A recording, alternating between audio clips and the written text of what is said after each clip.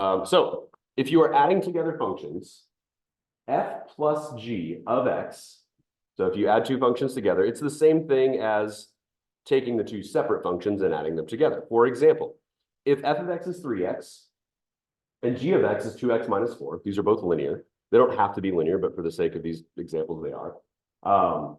F plus g of x is going to be 3x plus 2x minus 4. And you just combine your like terms. 3 plus 2 is 5. And then the negative 4 stays a negative 4. So if you add those together, you get 5x minus 4.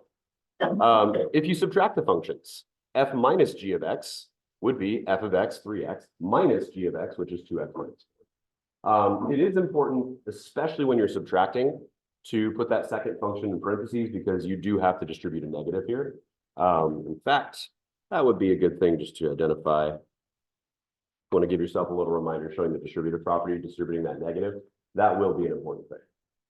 So the skills that are being used here are actually skills that you learned back in Algebra 1 in terms of combining like terms, polynomial operations. And so if you subtract these, 3 minus 2 is 1, so 1x is just x, and then a negative times a negative gives us a positive, so that would be plus 4. For multiplication, f times g of x would be f of x 3x times g of x 2x minus 4, and this is the distributive property problem right here. 3x times 2x is 6x squared. 3x times negative 4 is negative 12x. So multiplying two linear functions together creates a quadratic function. X times x is x squared.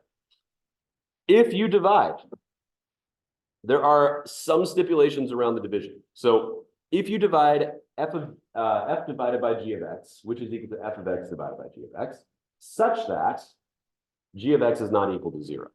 That is going to be an important part of what we're talking about when we are using division, because anybody think of why? Why would g of x, the denominator here, not be allowed to equal 0? What's that? Yeah, you can't divide by 0. Dividing by 0 is not a thing. So, anybody not have a calculator yet? Somebody got one? Cool. Get your calculators open real quick. And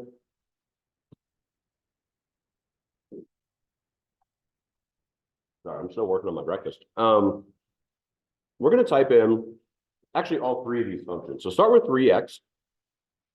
So go to your y equals menu and type in the function 3x.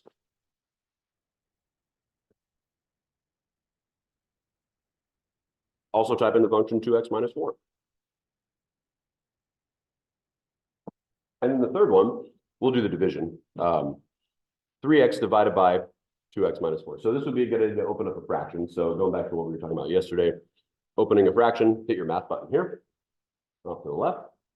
Scroll all the way over to the top where it says frac for fraction, and over D for numerator over denominator. And then you're going to type in 3x on the numerator and 2x minus 4 on the denominator. And then we'll go ahead and graph these. So there's 3x. There's 2x minus 4. And then here comes 3x divided by 2x minus 4. And look at that thing. That's weird. So you'll notice that it dives straight down as x approaches 2. Right? As we're coming in from the left, it dives straight down as x approaches 2. And then it picks up again up here when x equals 2. It's right near, it comes down and then it just keeps going to the right. So basically what we're doing is we're following the rule right here where it says the denominator, g of x, cannot equal 0. And so if we write this as a quotient, we get 3x over 2x minus 4. If you can simplify this fraction, you should. This one doesn't simplify. And then we're saying x is not equal to 2. Why are we saying x is not equal to 2 here? Any thoughts about that? What's that? Yeah, on the graph it definitely does, but according to the function, why would x not be equal to 2? Like, how could we determine without graphing it why x is not allowed to equal 2? And I'll go back to the graph after this in just a second. We said the denominator is not allowed to equal 0, right? What value of x down here makes the denominator equal to 0? 2. Yeah. 2 times 2 is 4. 4 minus 4 is 0. So x cannot equal 2.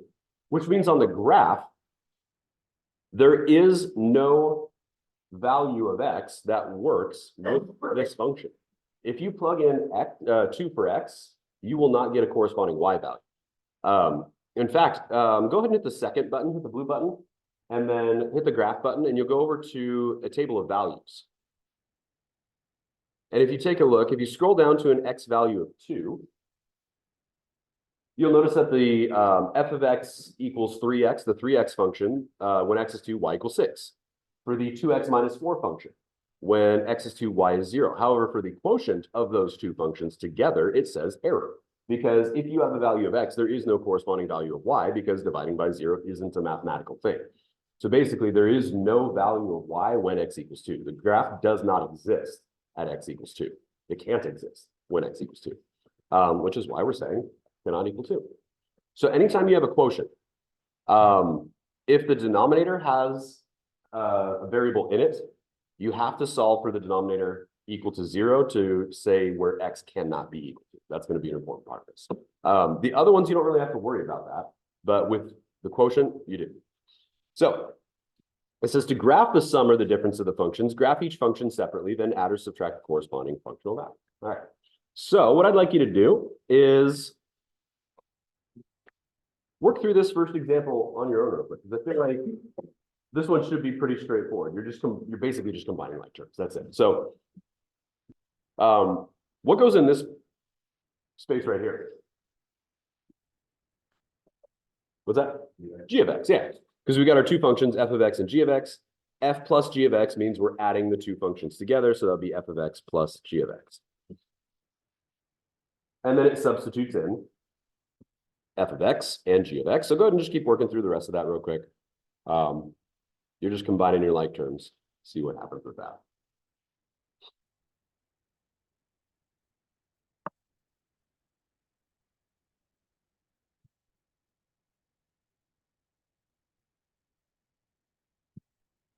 Diedrich, anybody see Diedrich?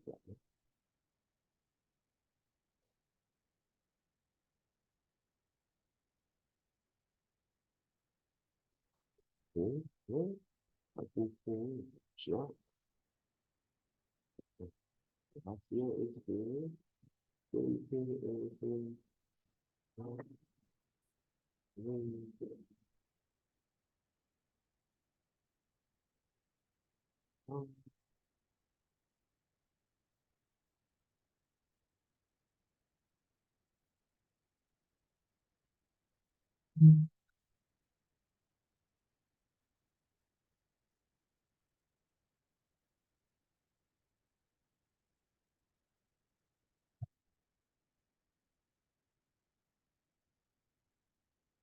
Also, I think we're on a regular schedule today, like no early release. All right. It is Wednesday, and I don't actually think I'm going to have TATs on Wednesdays because I think we're still going to be having staff meetings. It's just going to happen at 3 o'clock instead of 1:40. All right. So what do we end up with here? X squared plus what? 3x. All right. Minus 4. Good. So we're just combining our like terms. Negative x squared plus 2x squared is positive 1x squared, or just x squared. The 3x, there is no other linear term here, so it just remains 3x. And then our constant terms, 1 plus negative 5 equals negative 4. Cool. All right. Simple as that, just combining like terms. All right, let's keep going with this here. So f of x minus g of x is going to be this one here. I'm going to speed things up a little bit for this example. I think we get the idea. It says that f of x, so that's nice. They just told us what f of x was again here, so we don't have to flip back. Very kind. Okay, negative x squared or opposite x squared plus 3x plus 1. They went ahead and distributed the negative for us, which is kind of nice. So then we just have to combine our like terms. Negative 1 minus 2 is negative 3. Once again, there is no other linear term there, so that's just going to be 3x again. And then our constant terms, 1 plus 5 is 6. There we go.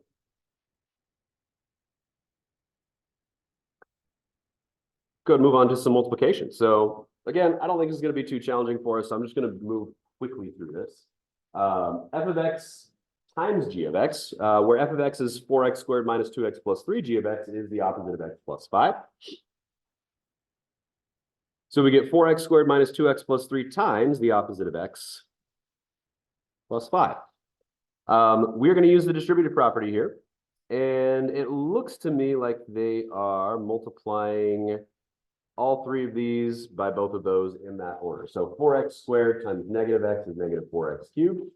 4x squared times 5 would be what? 20x squared. All right. So coefficient there of 20. Then we're going to move on to the negative 2x. Negative 2x times negative x would be positive 2x squared. Negative 2x times 5 would be negative 10x. There's that right there. All right, then we move on to the 3. 3 times negative x is negative 3x. So put in the 3 there. And then plus 15. So distribute. And then simplify or combine like terms. So what's our coefficient for x squared? 22. Coefficient with x. Yeah, negative 13. All right, and that's it. Cool. Now this next one, there wasn't anything to simplify once it was written as a quotient. I'm going to pause for a second. Are there any questions? All we've done so far is combine like terms and a little bit of distributive property. So next one here, quotient. That doesn't simplify, apparently. So what is x not allowed to equal? For that? X cannot equal. What do you think? 5, yeah. X is not equal to 5. Because the negative, well, if you think about it this way, something you can do to actually figure this out is just write the denominator and set it equal to 0, kind of like using the zero product property when you're figuring out the zeros of a function. This is kind of the opposite of it. You're trying to figure out not the zero of the function, you're just basically trying to figure out where can't the function exist. And so we could just go ahead and, I'm going to do this off to the side here. Circle this, bring it over to the side. Now these margins over here, we can actually do some work. So negative x plus 5 is equal to 0. And if we solve this, we would subtract 5 from both sides. So that'd be the opposite of x equals negative 5. And then we'd either multiply or divide both sides by negative 1 to get rid of the negative. And that would be x plus 5. So the thing that makes the denominator equal to 0 is 5, which means that x is not allowed to equal 5. The function does not exist at an x value of 5. You're welcome to use mental math, or you can write the little equation just like we do when we use the zero product property when we factor and solve for a 0. All right. So go ahead and work on these two down here. If you need to move over to the side to do a little bit of work, because you're, especially with multiplication, you're going to need to use the distributive property, or specifically FOIL in this case, for the multiplication. And then for the division, see what you can get with that one as well. So take a couple minutes on those ones. Don't forget with the quotient to write what x cannot equal. So anytime you have a quotient, whatever's on the denominator, figure out what makes that equal to 0, and then write x not equal to whatever that value happens to be.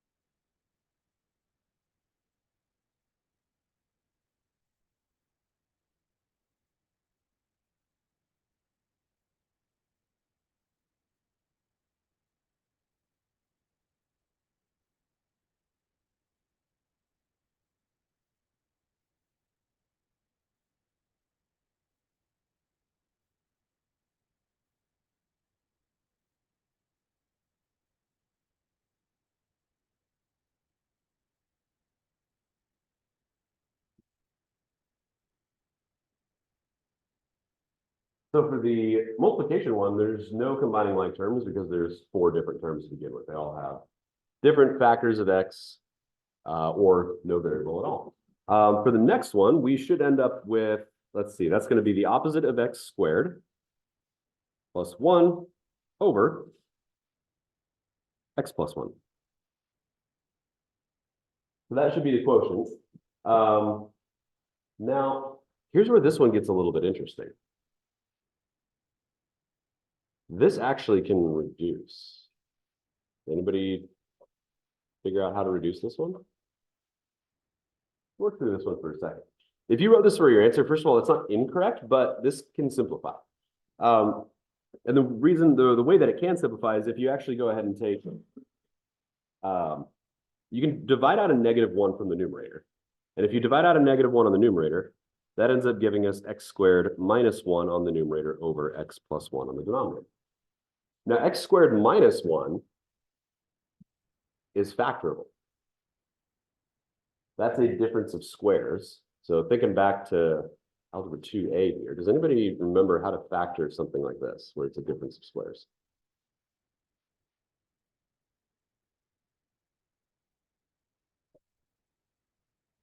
This is, if you've got something of the form, I'm just going to write this all the way down here.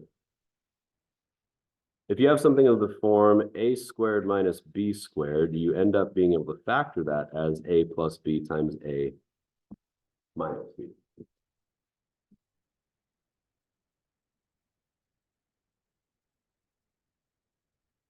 And so if each of your terms is a perfect square, which x squared is, x times x is x squared, 1 is also a perfect square, 1 times 1 is 1, and they're being subtracted, what would this end up factoring to then? If you were to factor this in the parentheses, what would we get by factoring it using that difference of squares rule?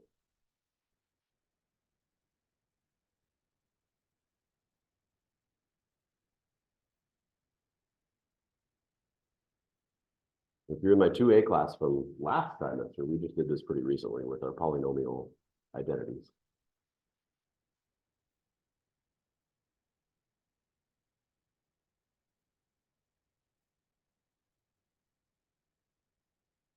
Any thoughts? What's the square root of x squared?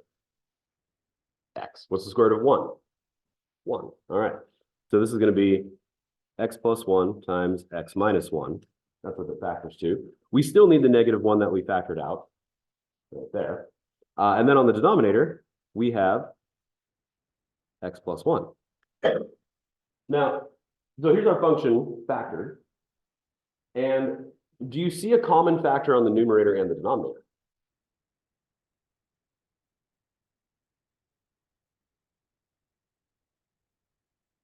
The x plus 1 and that x plus 1, those are the same factors. So those are common factors that can cancel. So x plus 1 can cancel on the numerator and the denominator, leaving us with -1 times x minus 1. Or if you distribute that -1 back in, it would be the opposite of x plus 1.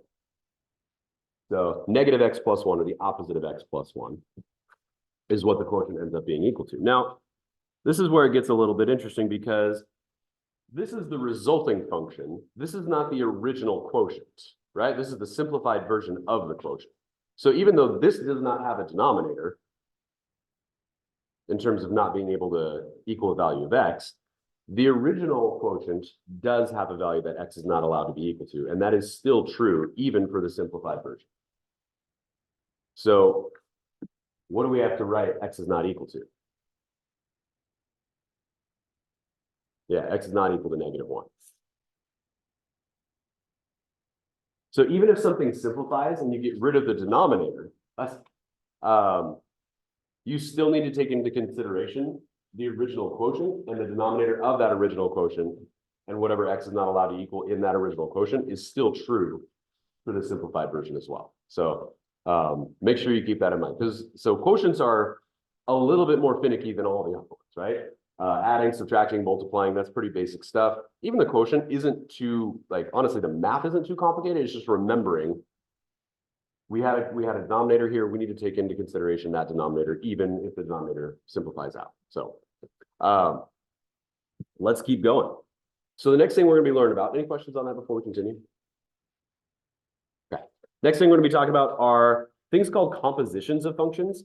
And a composition is when you put things together. And specifically, you can think of like it's almost embedded. That's kind of a way to think about a composition of a function. One function embedded within another function. So right here, we got a little definition and it says, or a concept, it says, suppose that f and g are functions such that the range of g, range is what? What does the word range mean? Y values, yeah. So the y values of g is a subset of the domain, the x values of f. The composition, that little circle means composition of. So we would call this f of g. That's how you would say that. Can be described by f of g of x is equal to f of g of x. So those are both same way of writing, different ways of writing the same thing. So kind of like if we go back here, f times g of x is the same as f of x times g of x. It's the same idea here. The open circle means the composition of those two functions. And so what's happening here is if you have your domain of g, which are your values of x, you get the range of the domain of x, okay? G of x would be equal to the range of the domain of, range of the domain of f. And then we've got our range of f at the end here. So g of x represents y values, which is a range. X represents x values, which is a domain. And if you're putting one into the other, we're basically saying, all right, whatever the y values of g are, of g of x are going to turn into the y values of f. Doing the math, it makes more sense than the explanation. So if you're a little bit wonky on that right now, that's okay. Actually, doing the math is not super complicated. So it says given f, practicing it'll make more sense. Given f and g, so these are our two functions, find f of g of x and then g of f of x. Because compositions of functions don't work both ways and exactly the same. So if you take f of g of x, it's not necessarily going to be the same as g of f of x. And so we're going to do both. And we're going to state the domain and the range for each. So here is our function f. Our domain values are very specific values. We got 1, 10, 0, and 9. Those are the values of the domain. The values of the range are 12, 11, 13, and 7. And over here, g, we've got the same x and y domain and range values over there. So for part A, we're going to find f of g of x and then g of f of x. So to find f of g of x, evaluate g of x first, then use the range to evaluate f of x. So we're basically figuring out the y value for g, given the x value for g. And then once we have that y value for g, we're going to use that y value of g as the x value for f. So you figure out a number, plug it in for the other one. So here's what it looks like. You ready? If you figure out f of g of 4, that says it's equal to f of 1.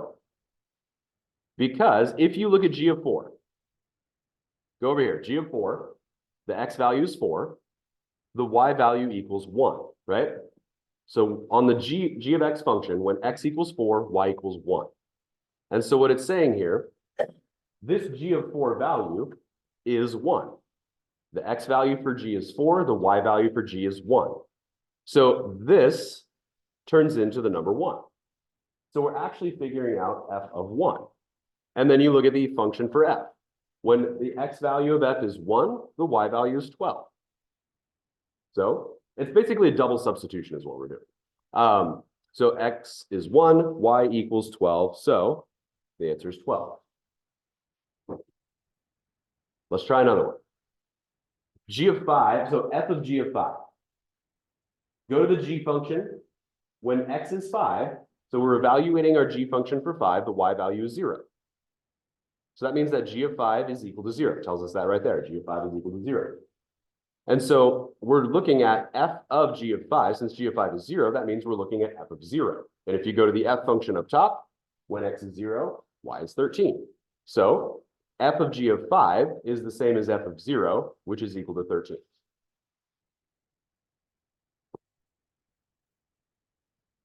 try to evaluate the next two. And it guides you with the blue on the right side. So we're not fully doing these independently yet.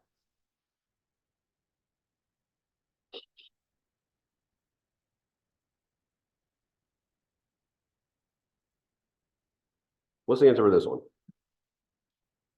7. Yeah. How about the next one? 11. Cool. Now we're going the opposite direction.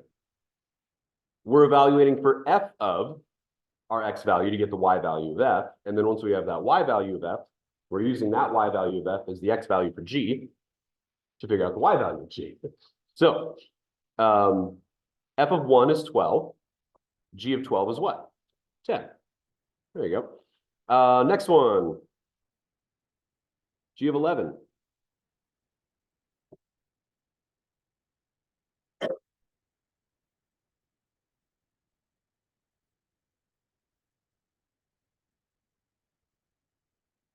What's going on with that one?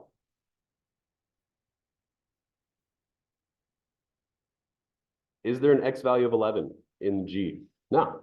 So actually, if you look down here, because 11 and 7 are not in the domain of G, G of f is undefined for x equals 11 and x equals 7.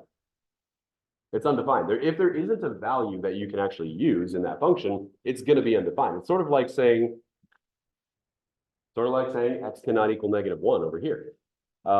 You can think of it, it's not maybe exactly the same, but you can think of it like a denominator that's equal to 0 at that value of x, because there is no corresponding y value. So G of 11 doesn't exist, so it's undefined. So you can just write, I'm just going to write UND for undefined.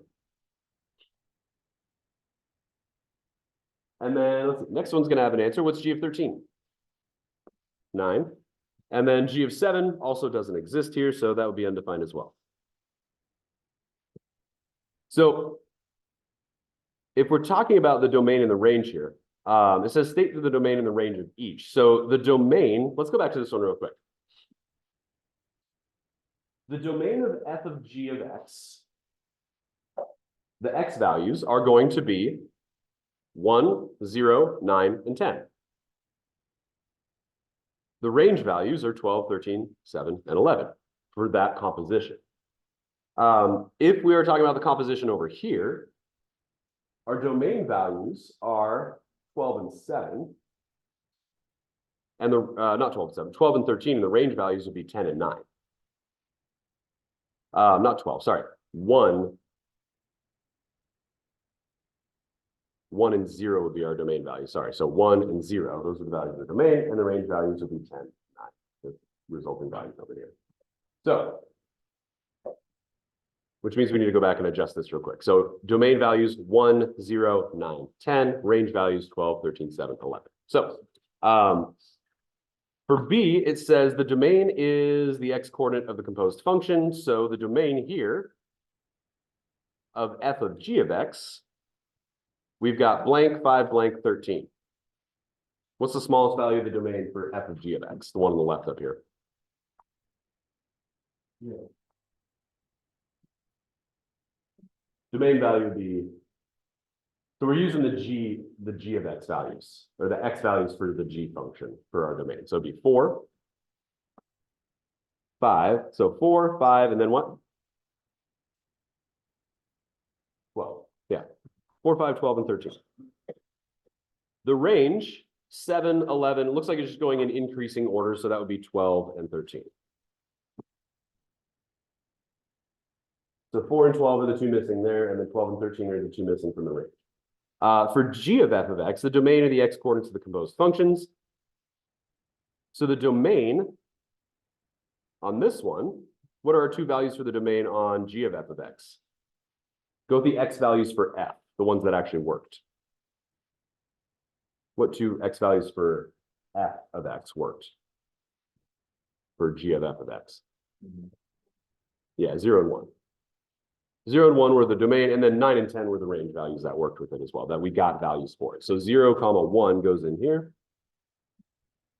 And then 9 and 10 were the output values of the range that corresponded to that. All right. So let's try one of these from scratch-ish. All right. So if f of x is 2x minus 5 and g of x is 3x, find the composition of f of g of x and the composition of g of f of x. Take the domain and the range for each. So if you are composing full-on functions without just a static list of x and y values, which we had here, which we do not have here, these are just straight up functions. They're both linear. If you are going to be figuring out f of g of x, you are going to be you're basically placing one function inside of another. You're kind of nesting them within each other. So on this one here, f of g of x is going to be anywhere you see x in the f of x function, you are going to be replacing that with the entire g of x function. So x here is going to be replaced by 3x from here. And you can actually see that written right there. And so what we're going to be writing is f and then parentheses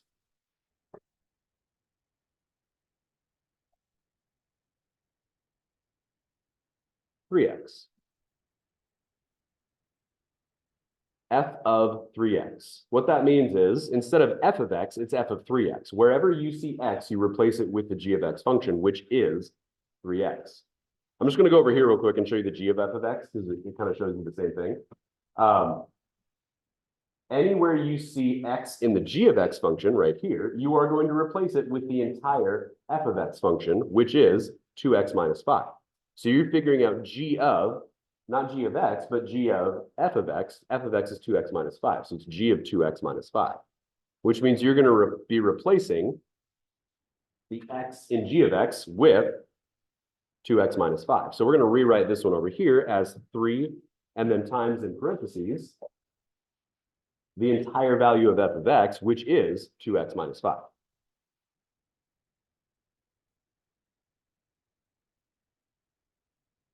So you're taking an entire function and you're putting it in for x on the other function wherever you see x. If there was more than one variable of x, we would be placing that entire function in more than one place within that other function.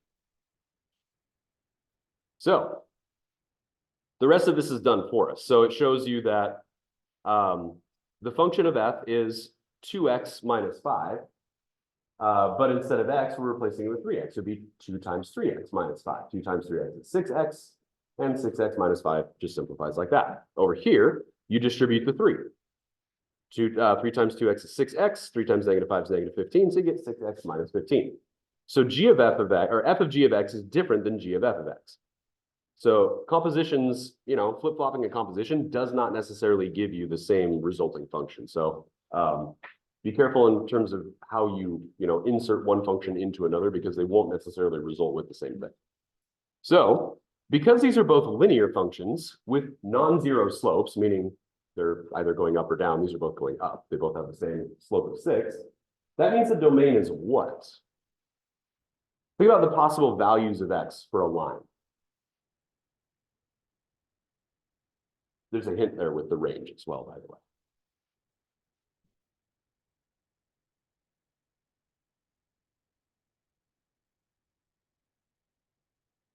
Could we plug in any number for x and have it work on that line? No? What numbers of x wouldn't work then? Because lines go forever, don't they? And so if we're going negative on the x axis and we're going positive on the x axis, a line would just stretch on forever. So all real numbers for the domain as well. I would actually go with the symbol for all real numbers. And if you remember what that is, it's that double line, capital R. I prefer the symbol because it takes up less space and it takes less time.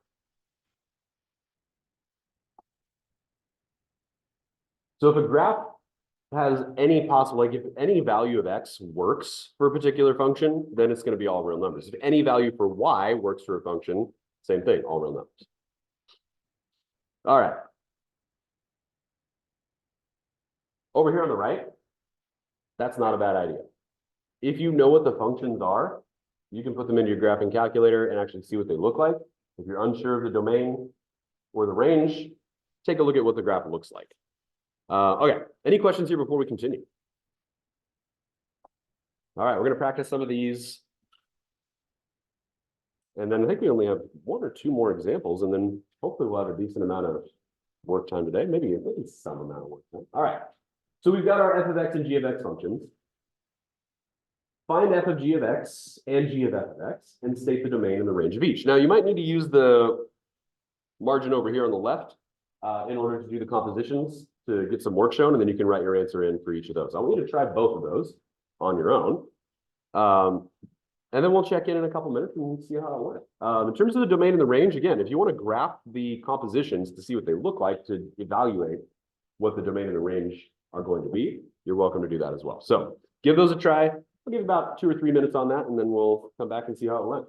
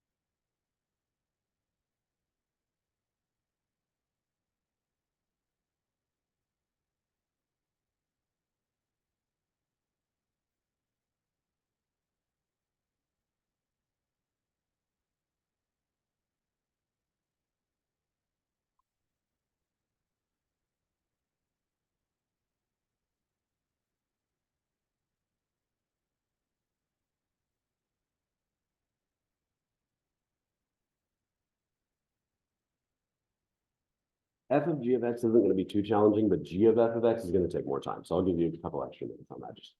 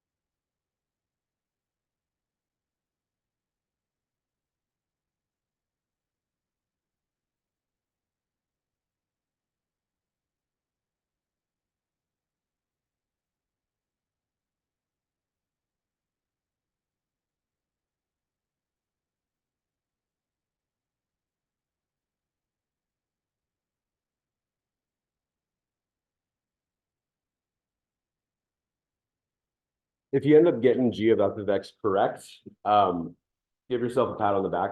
I'll be impressed. So let's take a look at f of g of x real quick. Does anybody have f of g of x? This one was the simpler of the two. Any volunteers? It's okay if it's not right. We're still learning.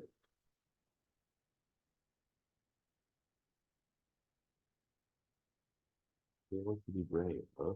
I know somebody wrote down something.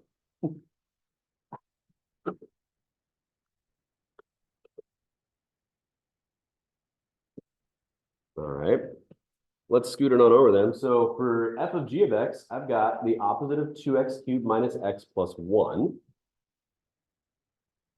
Because if we take f of x, which is the opposite of x plus 1, and we replace x with g of x, which is 2x cubed minus x, we're just basically getting rid of that x and replacing it with 2x cubed minus x. The negative still stays out front. So that means we're going to have to distribute that negative. And so that'll be the opposite of, or negative 2x cubed plus x plus 1. And that's it. That's a one-step composition on that one. Just distribute the negative and you're done because there's no like terms after that. So negative 2x cubed plus x plus 1. Now, in terms of domain and range,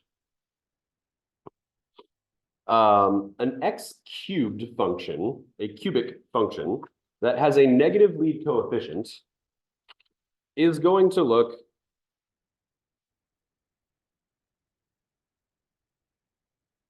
something like that. It might not look exactly like that, but in terms of a rough sketch-ish. And so cubic functions here, those are going to continue going left and right forever on the x-axis, which means that's going to be all real numbers for the domain. And for the range, it's going up forever and down forever, so all real numbers for the range as well. And you can graph it to get a more precise look at what that graph is going to look like. But it will have a general shape roughly about like that. Don't know exactly, but something around it. So that's f of g of x. Are there questions on this one before we take a look at the more challenging one? Any questions as to the substitution, how that one gets nested within the other one, or is that seeming okay so far? Yeah. The plus 1. That has to do with the f of x function itself. It has a plus 1 at the end of it. And so what we're doing is we're rewriting f of x. We're replacing only x with 2x cubed minus x. So you can think of just the x is getting swapped out with 2x cubed minus x. We're keeping the negative in front, and we're also keeping the plus 1 after the x. Only the value of x gets swapped out with the other function, which is exactly what's going to happen on the next one. But because there are two places in this function where x exists, that means that each of those values of x needs to be replaced by the opposite of x plus 1. That looks like this. So g of f of x, we've got 2. So here's the 2. The 2 stays the same. We swap out x with opposite of x plus 1. That goes here. The cubed is still there as well. That's where this one becomes a little bit more challenging. You end up having to take a binomial and cubing it, which takes a little bit of work. You have to use FOIL and then distributive property again. And then over here, we're subtracting. So here's the minus right there. And then we're replacing x again with f of x, which is the opposite of x plus 1. So there were two places where x needs to be replaced by the other function itself. So that's what this is going to look like before we even get started with any distributing or multiplying. So I want to pause here for a second. Are there questions about why that is? So we're replacing x with the other function. It's a direct substitution. That's what's happening. Okay, I don't see any hands up. All right. The next line, I think I went ahead and FOIL. I think that's what happened here. Yeah. So I'm waiting to distribute that 2 until I've simplified everything inside here. Opposite of x plus 1 cubed. So if you FOIL out, because there's 3 of these basically, right? X plus 1, negative x plus 1 cubed is negative x plus 1 times negative x plus 1 times negative x plus 1. There's 3 of them. I didn't show that step for FOILing, but if you need to write it out and show that step for FOILing, you're welcome to do that. Basically what I did is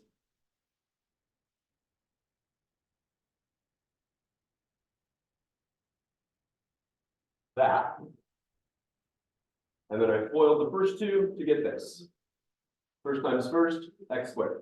Outer, negative x, inner, negative x, 2 negative x's together is negative 2x. Last, 1 times 1 is 1. So FOIL those 2, you get this, and we still have another opposite of x plus 1. I also went ahead and distributed the negative to this opposite x plus 1 just to get rid of those parentheses over there. So negative times negative is positive x, negative 1 times 1 is minus 1. So that's what went on between here and here. Questions about that? Right here? So that is for the FOIL process, like first times first, negative x times negative x is positive x squared. Outer terms, negative x times 1 is negative x. Inner, 1 times negative x is another negative. So negative x and a negative x together make a negative 2. Yeah. And then 1 times 1. So I did the FOIL, I combined the like terms, all like in one step. All right.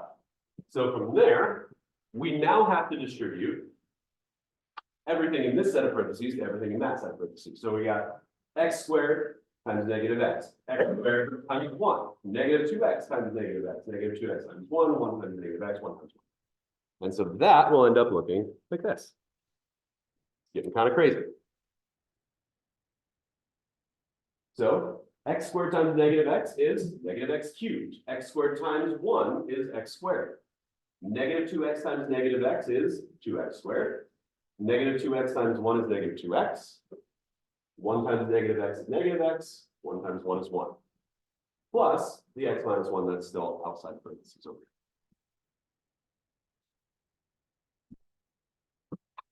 So none of this math is new. It's just a lot of stuff that you probably haven't done for a while. Especially if you didn't take Algebra 2A last trimester. So we got that. Then we're going to combine like terms inside the parentheses to condense that down a little bit, which is going to be 2 times the opposite of x cubed plus 3x squared minus 3x plus 1. So the stuff inside the parentheses, there were some like terms that we put together. Then the plus x minus 1 is still hanging out at the end over there. Then we're going to have to distribute the 2. If you distribute the 2, that'll give you negative 2x cubed plus 6x minus 6x plus 2 plus x minus 1. We no longer need parentheses. And then we'll combine like terms and end up with that. Negative 2x cubed plus 6x squared minus 5x plus 1. So if you happen to work that out and get that right, if not, that's okay. All right.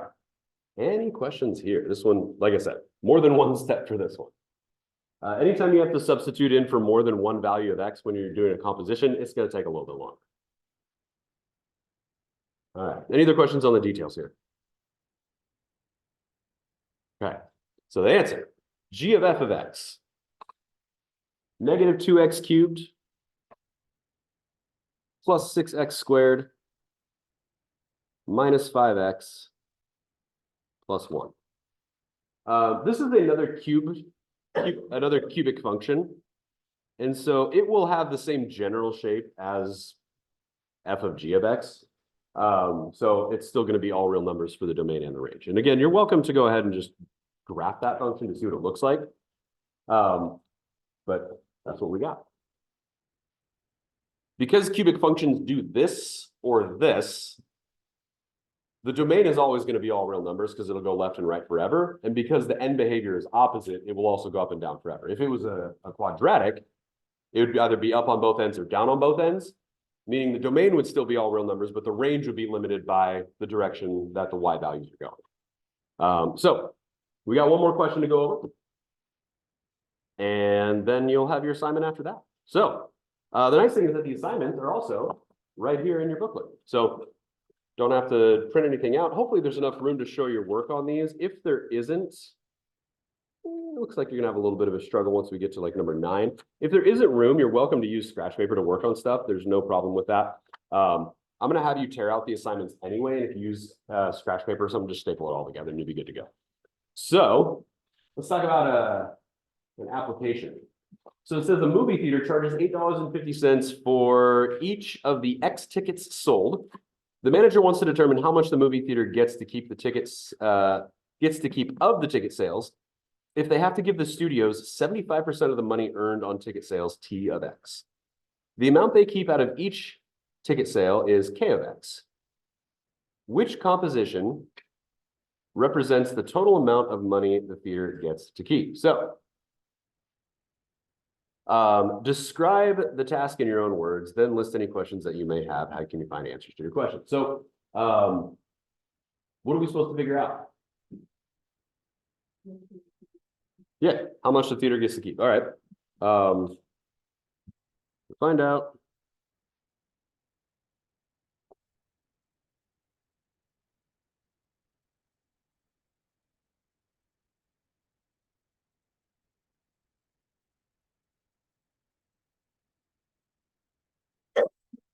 Find out how much the theater gets to keep.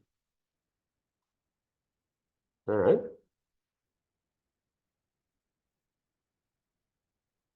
Now, there's a little bit of a reminder over on the left, and I've mentioned this already a couple times. It says, watch out. Math sometimes can attack if you're not on your toes, so beware. Remember that if you have two functions, the composition f of g of x is not always equal to g of f of x. That I mentioned already. Given that the studios take their cuts after the tickets have been sold, consider how that affects the order of t of x and k of x. So I would say, well, let's see. How are you going to approach this task? What have you learned that can help you complete this task? So definitely, I mean, composition of functions is what we're going to be having to use here. We know that. So use a composition of functions. And there's a big clue off to the side here that it's talking about compositions of functions for this particular task. So that's a big hint right there that we're going to be needing to use a composition of functions. And it actually tells us which composition of functions represents the total amount of money the theater gets to keep. So there's another hint there. Also, the application tells us that we're going to be using a composition of functions. So a lot of clues there as to using a composition of functions. So it says, what function represents the money earned on ticket sales? So t of x,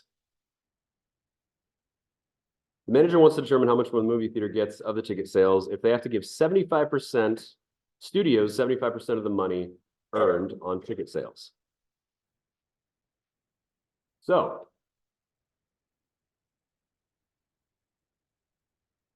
how much money is earned on ticket sales?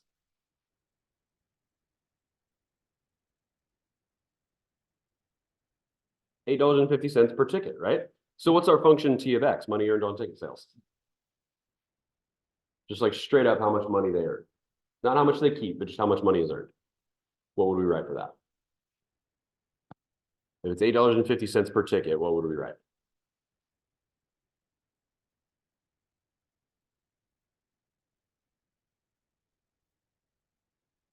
$8.50. What goes after that? What's the variable for number of tickets sold? X. There you go. 850x.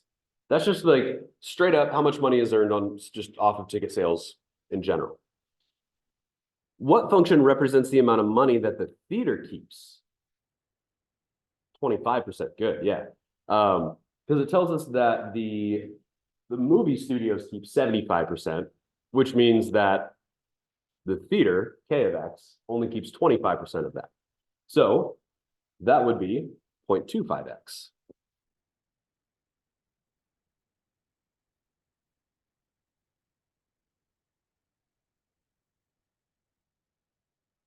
Because the theater uses the total earnings to determine the amount they keep from ticket sales, what composition should be used to represent the situation? So should it be $8.50 for the 25% that the theater keeps, or should it be that the theater keeps 25% of $8.50 per ticket? The second way, right? The theater keeps 25% of the $8.50 per ticket. So from that perspective, we should be looking at k of t of x. 25% of the $8.50 for each ticket. So we are looking at k of t of x.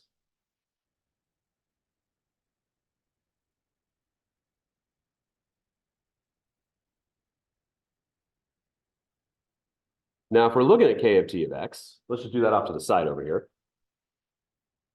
That is going to be k parentheses t of x, which is going to be equal to k of 850x So if K of X is 0.25X, everywhere we see X, we're going to replace it with 850X. So this is going to equal 0.25 times 850X. So the only math that needs to be done here is 0.25 times 8.5. What is 0.25 times 8.5? And give me all the decimals, because I think it terminates pretty quickly.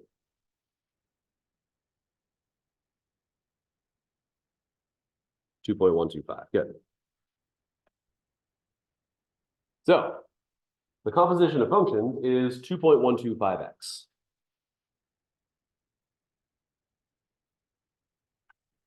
Which means that for every ticket sold, the feeder keeps $2.12.5. Now, 12.5 cents isn't an actual number, but that's basically what that turns out to be. So write an argument that can be used to defend your solution. So, an argument that can be used to defend your solution. Now, obviously, these could be calculated separately. So if you're thinking about calculating these separately, let's suppose that 1,000 tickets get sold over a weekend. How much total money would be brought in? So let's see, suppose X equals 1,000. If X equals 1,000, that means 1,000 tickets were sold. How much money straight up was made if 1,000 tickets were sold?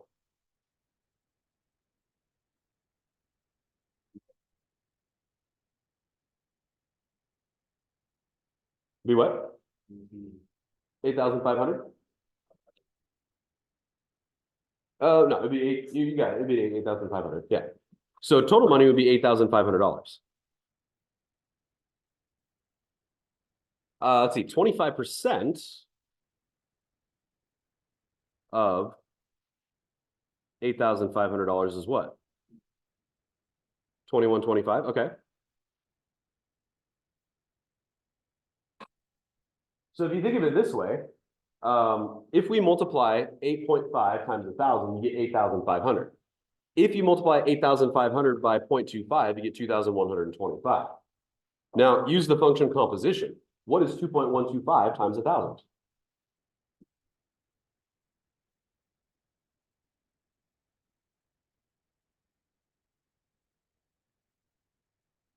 So if we use the composition, so if we calculate it separately, we get 2,125. If we calculate using the composition, what do we get? What's 2.125 times 1,000? 2,125. Yeah, same thing. So if you write an argument, I mean, the argument is that, hey, if we calculate these things separately, we get the same number as if we use the composition, which means that the composition that we used is correct. And we're just using an arbitrary large round number like 1,000 to just show that it works. Cool. So for your assignment, the way that we're going to do assignments, obviously, is they're in your book here. You are welcome, because I'm gonna have you turn them in separately anyway. So if you want to tear them out, you can tear them out. Now they are perforated, so try to tear along the dotted line because there are dotted lines in there. If you want to do the work first and then tear them out, that's fine. Or if you want to tear them out and then turn them in, that's fine. I would like you working on problems 1 through. I want you to do 1 through 43, just the odds. So 1 through 43 odds. If you want to write that in right here, 1 through 43 odds. And also, if you've not had my class before, if you are looking at getting credit for your assignments here, oh, I haven't actually talked about this yet.